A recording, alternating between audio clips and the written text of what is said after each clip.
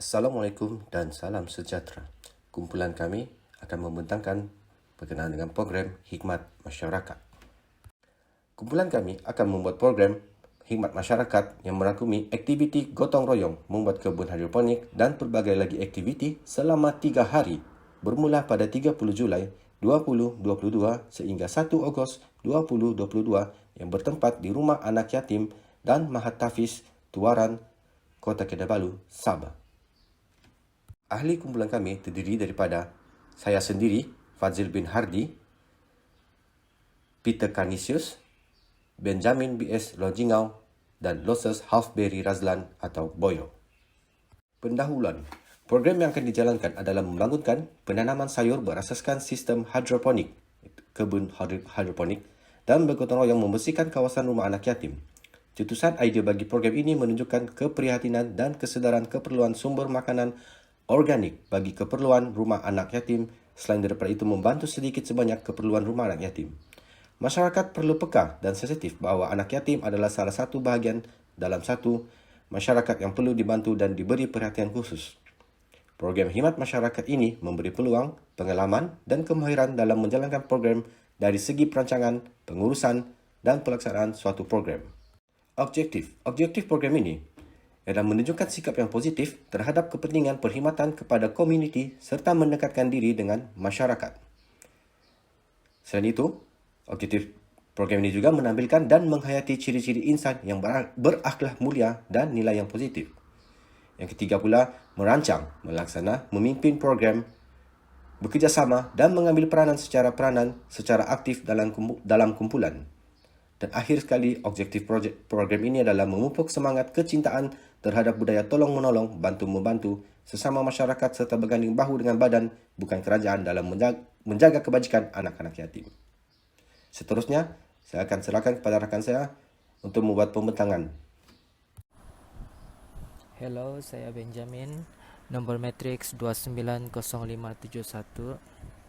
Okey, matlamat program ini ialah mendedahkan para peserta kepada pengetahuan, pengalaman dan kemahiran melaksanakan program, memberi khidmat sumbangan kepada masyarakat dan komuniti, menggalakkan tindakan dan prihatin serta bertanggungjawab dalam lingkungan komuniti dalam melakukan kebaikan, memupuk semangat patriotik, prihatin dan bertanggungjawab serta ikhlas terhadap masyarakat dan negara. Tema program ini bertujuan memberi pendedahan dan mengajar pembangunan kemahiran hidup. Tema yang dipilih adalah asas pertanian menjana pendapatan dan kemampuan hidup kendiri serta keperluan makanan organik sesuai dengan matlamat utama dalam membina penanaman kebun hidroponik ataupun kebun moden. Seterusnya ialah tarikh, tempat, tempoh pelaksanaan dan bilangan peserta. Okey, tarikh program ini ialah 30 Julai 2022 hingga 1 Ogos 2022. Program ini bertempatkan di Rumah Anak Yatim dan Mahat Tafiz, Rumah Lot 136, Taman Sinar Jaya, Phase 2A, 89208, Tuaran, Sabah. Tempoh pelaksanaan program ini ialah 3 hari 2 malam. Bilangan peserta 25 orang penghuni rumah, 24 pelajar PJJ UUM dan 1 orang pensyarah. Selamat sejahtera. Saya Loses Halfberry Razlan alias Boyo. Nombor matriks 290603. Ini adalah jadwal pelaksanaan program bagi khidmat masyarakat yang berlangsung selama 3 hari, iaitu 30 Julai sehingga 1 Ogos.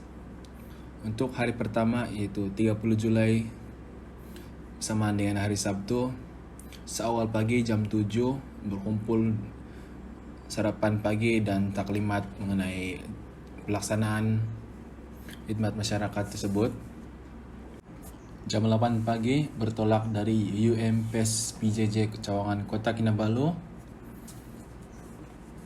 ke Rumah Anak Yatim Mahat Tafiz, Tuaran. Jam 9.30 pagi tiba di rumah anak yatim. Jam 10 pagi, majlis perasmian dan lawatan sekitar rumah anak yatim dan Ma'had Tahfiz Om Tuaran dirasmikan oleh Yang Berhormat Jasnidayah Adun N13 Pantai Dalit. Jam 12 tengah hari, solat zuhur dan makan tengah hari. Manakala jam 2 petang pula, sesi soal kenal antara anak yatim dan para peserta program. Jam 4 petang, solat asar dan minum petang. Manakala jam 5 petang pula, aktiviti riadah yaitu perlawanan bola sepak antara anak yatim dan peserta program. 6.30 petang, solat maghrib, bacaan yasin dan makan malam. Manakala sebelah malam pula, jam 8 malam ceramah muhasabah diri. Jam 10.30 malam bersurai. Manakala keesokan harinya 31 Julai bersamaan dengan hari Ahad, seawal jam 7 pagi berkumpul sarapan pagi dan taklimat aktiviti. Jam 8 pagi gotong royong kawasan surau dan kawasan perparitan, gotong royong asrama anak yatim. Jam 12 tengah hari solat zuhur dan makan tengah hari. Jam 2 petang membina kebun hidroponik sayur-sayuran. 4.30 petang solat asar dan minum petang. Jam 5 petang aktiviti riadah 10.000 langkah. 6.30 petang solat maghrib, bacaan yasin dan makan malam. Jam 8 malam ceramah pemantapan rohani, itu penceramah yaitu pensyarah. Jam 10.30 malam bersurai untuk hari terakhir 1 Ogos bersamaan dengan hari Senin. Seawal jam 3 pagi malam pemantapan ibadah atau malam qiyamulai. Jam 7 pagi berkumpul sarapan pagi. Jam 9 pagi bertolak pulang. Itulah jadwal pelaksanaan program sebentar tadi untuk 3 hari di rumah anak yatim dan Ma'had Tahfiz Om Tuaran. Jawatan kuasa induk bagi khidmat masyarakat ini adalah Penaung Pengarah UUM PES PJJ UUM Sintok Kedah, pengurusi Timbalan Pengarah UUM PES PJJ, Penyelaras Khidmat Masyarakat Profesor Madya Dr. Nur Hashimah Ismail. Seterusnya bagi jawatan kuasa pelaksana untuk program khidmat masyarakat ini, untuk pengarah program yaitu Fadzil bin Hardi, Timbalan Pengarah Program Peter Canisius,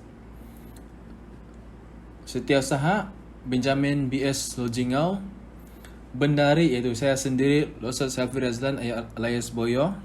Salam sejahtera, nama saya Peter Canisius. Pada hari ini saya akan membentangkan berkaitan ahli jawatan kuasa yang terlibat di dalam proyek ini serta tugas mereka. Yang pertama adalah jawatan kuasa dokumentasi dan fotografi. EJK yang terlibat ialah Encik Awang Muhammad Arifin bin Awang Sarin. Bidang tugas beliau adalah menyediakan kamera dan dokumentasi bergambar sepanjang program. Yang kedua adalah jawatan kuasa makanan.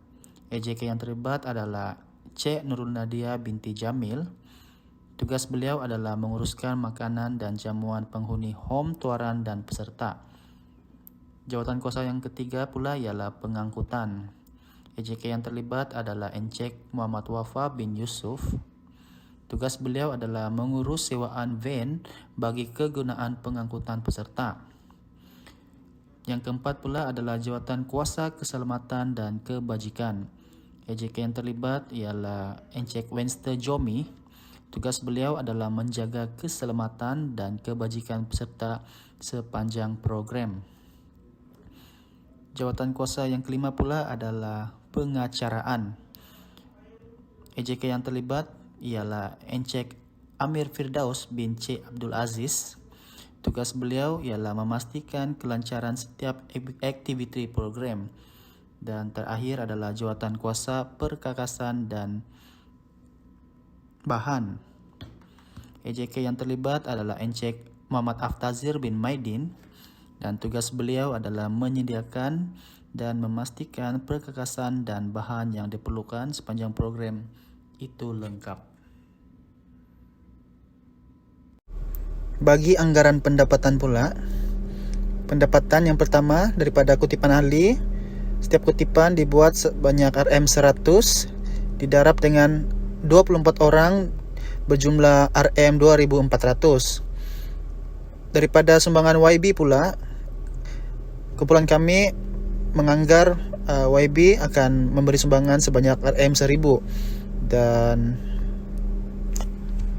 jumlah keseluruhan dia adalah RM4.400. Bagi anggaran perbelanjaan pula, anggaran kami bagi makanan dan minuman, bahan mentah lebih kurang RM1.000. Yang kedua, banner lebih kurang RM200. Ketiga, majlis perasmian dianggar lebih kurang RM1.000. Yang keempat, peralatan dan perkakasan aktiviti dianggar RM1.200. Pengangkutan RM600 dan lain-lain dianggarkan akan menelan kos sebanyak RM400.